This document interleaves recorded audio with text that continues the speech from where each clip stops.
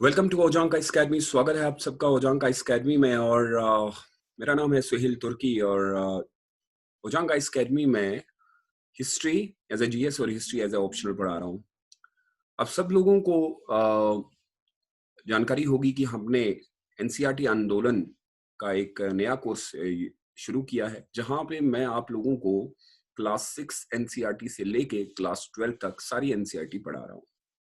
और ये कोर्स जो है बेसिकली इसलिए हमने लाया ताकि आप लोगों को, जब आप हायर लेवल के लिए पढ़ने के लिए जाते हैं, तो तब आप लोगों को वो दिक्कतें जो आती हैं, वो समझने में जो इश्यू आता है, उसी चीज को लेके हमने ये कोर्स बनाया है।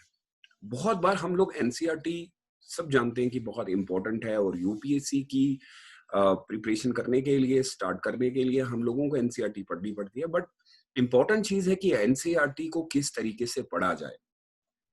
हम लोग बुक तो पढ़ लेते हैं, लेकिन उसके बाद भी हम लोगों को वो जो चीजें चाहिए वो नहीं मिल पाती। आखिर ऐसा क्या टर्म होती है और ऐसी क्या चीजें होती हैं जब एनसीईआरटी पढ़ी जाए और उनको ध्यान में रखा जाए। तो इन्हीं चीजों को लेके मैं आप लोगों के साथ जुड़ा हूँ, एंड आई होप कि आप लोगों को ये वीडियो बहुत पसंद भी आएगी।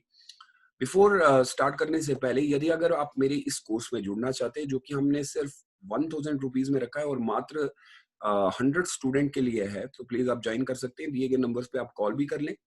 और आज मैं आपको बेसिकली बताऊंगा क्लास 8 की एनसीईआरटी, जो कि बहुत ही महत्वपूर्ण है, और आपने सुना भी होगा कि मॉडर्न इंडियन हिस्ट्री से रिलेटेड है।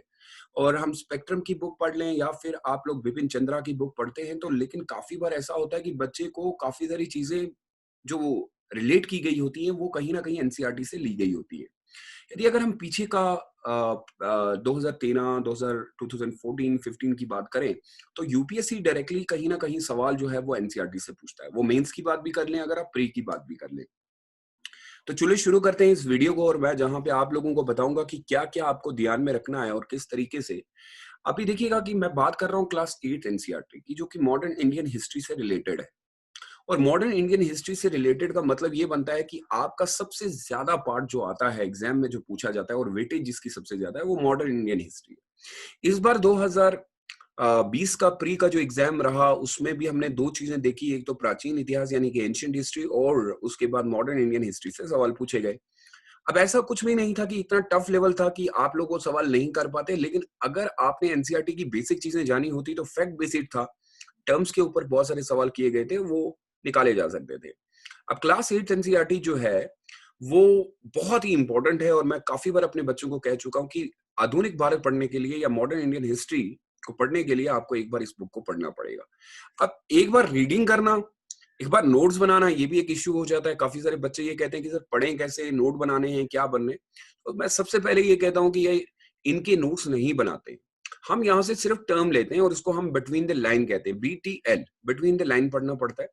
और यहाँ कुल मात्रा अगर आप 4 चैप्टर पढ़ लेते हैं, chapter first, chapter 2, chapter 3 and chapter 4, which is quite very much important, and you have to cover that by hook or by crook. वो आपको कंप्लीट करना पड़ेगा, तब जाके आपके आगे का जो सफर है वो बहुत ही सरल रहेगा।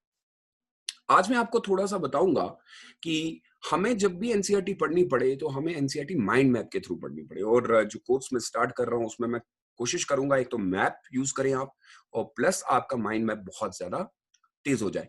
एनसीईआरटी माइंड मैप के लिए बनाई गई थी, लेकिन एनसीईआरटी को आप लोगों ने रीडिंग के तौर पे ले लिया, और काफी इतना ज्यादा नोट्स बना लेते हैं आप कि लगता है कि एक एनसीईआरटी के ऊपर दूसरी एनसीईआरटी तैयार होगी। एनसीईआरटी का मतलब है आप फैक्ट निकाल लें और फिर उसको कवर करें आप एनालिटिकल अप्रोच के साथ, जो आपकी बड़ी की किताबें आती हैं। अब बात करता हूं मैं यहाँ सबसे पहले, अगर आपको याद होगा, तो हमारा पहला चैप्टर जो है, that first chapter is related to class first का, जो क्लास 8 एनसीईआरटी का चैप्टर नंबर फर्स्ट आपको जो मिलेगा, हाउ, व्हेन एंड वेयर। वहां पे बात की जाती है जेम्स मिल के बारे में।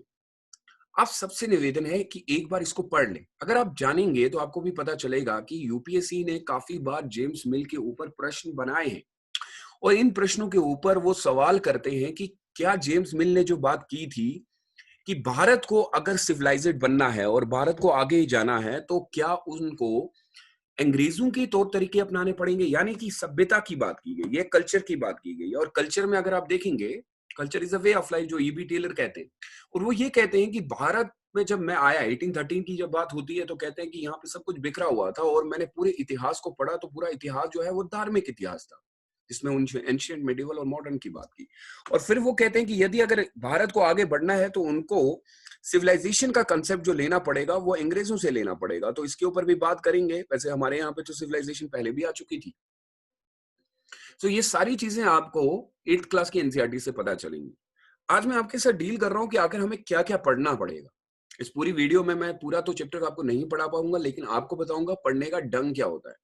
अगर आप देखेंगे तो ये चैप्टर नंबर 2 की मैं बात कर रहा हूं। देखिए माइंड मैप कैसे क्रिएट किया गया, यानी कि इस पूरे फ्रेम में आपको पूरा चैप्टर दिख रहा है।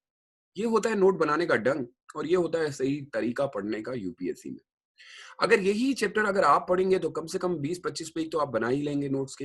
लेकिन हमारा तरीका जरा देख लें किस तरीके से आप सबके लिए। जब मैं यहाँ से ये रूलिंग द कंट्री साइड बना रहा हूँ तो इसी के साथ मैंने ये लिखा है कि यहाँ पे आप लोग देखेंगे तो कुछ रेबिलियंस की मैंने बात की है। द ब्लू रेबिलियन बहुत इंपॉर्टेंट है। द कंपनी बिकेम द दीवान, ये असल में हम लोगों को ये वो टर्म है जो हमें चाहिए। यहाँ टर्म की बात हो रही है। और उसके बाद अगर आप देखेंगे यहाँ पे क्रॉप की बात हो रही है कि कौन कौन से क्रॉप उगाए जाते थे जो यूरोप में उस समय जिनकी डिमांड थी, जिसकी इंडिगो की बात ये कर रहे हैं। उसके बाद अगर आप देखेंगे तो यहाँ पे निंज कल्टीवेशन की बात की गई है। कितना इंपॉर्टेंट टर्म है, ये टर्म आपको पढ़ने पड़ेंगे। आप कहानी नहीं पढ़ सकते कि औरंगजेब की मृत्यु के बाद अगर आप देखेंगे class 8 NCERT chapter number 2 page number first line number first में वो यही लिखता है कि मुगल्स की पतन के बाद जब औरंगजेब की डेथ हो जाती है तो अंग्रेजी शासन जो है वो पूरी तरीके से भारत पे हावी हो जाता है और आहिस्ता आहिस्ता करके वो भारत के अलग अलग क्षेत्रों में अपना कंट्रोल बनाना शुरू कर देता है। आई डू एग्री, ये हमें पढ़ना चाहिए, लेकिन सवाल तो यही बनता है कि क्या वो टर्म निकले। क्या निच कल्टीवेशन के बारे में पढ़ा आपने? क्या रेबिलियन के बारे में पढ़ा आपने? क्या ब्लू रेबिलियन के बारे में पढ़ा आपने? क्या जो वहां के क्षेत्र थे वहां पे क्या हो रहा था वो आपने पढ़ा? और उसके बाद अगर आप देखेंगे तो यहीं पे आपको इसी लिंक में ये बता रहा है प्लांटर्स जो थे वो शिफ्ट हो गए बिहार। बिहार में ही क्यों शिफ्ट हुए? कारण ये भी तो हो सकता था कि वो अलग अलग क्षेत्रों में जा सकते थे, लेकिन बिहार में ही जाना क्यों इंपॉर्टेंट था? जब यहाँ पे गोमास्ता यानी कि यहाँ के पेड सर्वेंट थे वो बहुत तंग करते थे उनको, फिर उनको निकाल दिया गया और वो बिहार चले गए। उसके बाद अगर आप देखेंगे तो यहाँ पे रियोत को जो है रिफ्यूज कर दिया गया। उन्होंने कहा कि आज से हम नहीं करेंगे। क्या कारण था, क्यों नहीं करना चाहते थे? मार्च 1859 को बंगाल में इंडिगो को उगाने के लिए इन लोगों ने ये कह दिया कि आज से इंडिगो नहीं उगेगा। 1859 की बात कर रहा हूं, यानी कि 1858 को द रिवोल्ट ऑफ 1857 होता है।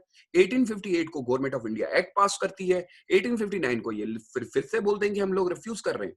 क्या आपने ये टर्म क्लास 8 की एनसीईआरटी में देखा था? देखा था लेकिन लिखा नहीं। ये वाले वो टर्म हैं जो हमें चाहिए। भाई कहानियां नहीं पढ़नी है, आप आएंगे यूट्यूब पे वीडियो देखेंगे और बहुत सारी वीडियोस चलती रहती हैं, रात दिन चलती रहती हैं। ऐसा नहीं है भाई। अगर सवाल ये बनता है कि 1858 को गवर्नमेंट ऑफ इंडिया यानी कि जो ब्रिटिश उस समय थी वो ये कहती है कि अब हम यहाँ पे सब कुछ सही कर रहे हैं, अब सारे लोग खुश रहेंगे, फिर अचानक से 1859 में लोगों ने रिवोल्ट क्यों कर दिया? क्या ये वो रिवोल्ट था जिसकी वजह से बाकी की चीजें चेंज हुई?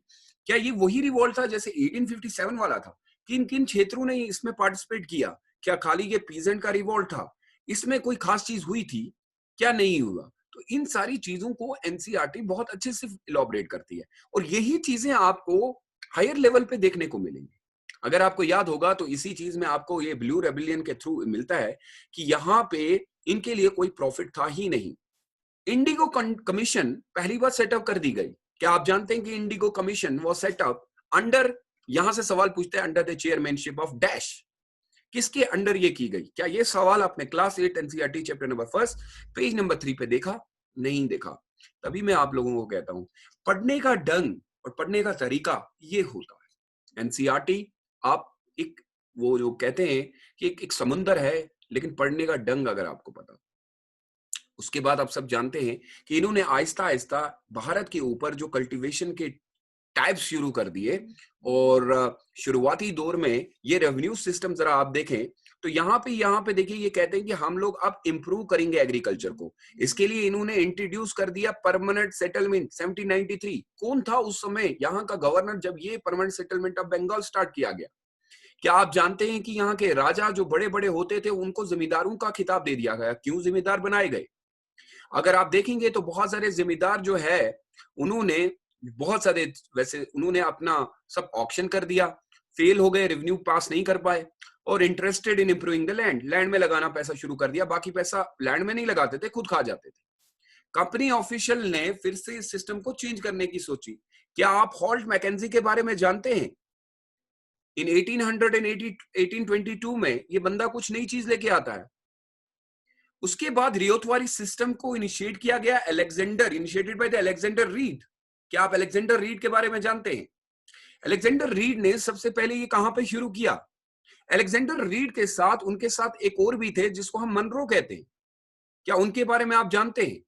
सो ये सारी चीजें आपको इसी तरीके से पढ़नी पड़ेंगी। आप इसको रीडिंग के थ्रू और इतने इतने बड़े बड़े चैप्टर बना नहीं सकते। जब आप इस चैप्टर से निकल जाएंगे तो आपको एक चैप्टर मिलेगा जिसको हम रूलिंग द कंट्री साइड कहते हैं।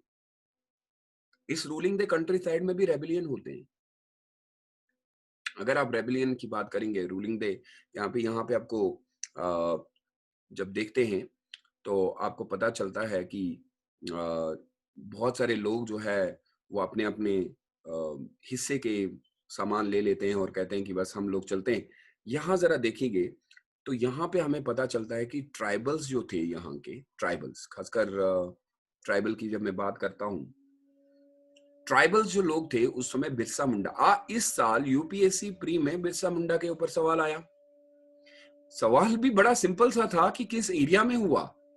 क्या आप जानते हैं कि ट्राइबल लोगों को कितना सताया गया? अगर आप यहां से कवर करेंगे तो आपको पता चलेगा ये है बिरसा मुंडा, किस तरीके से अंग्रेजों के शासन के दौरान इन लोगों के ऊपर बहुत ज्यादा जुल्म किए गए।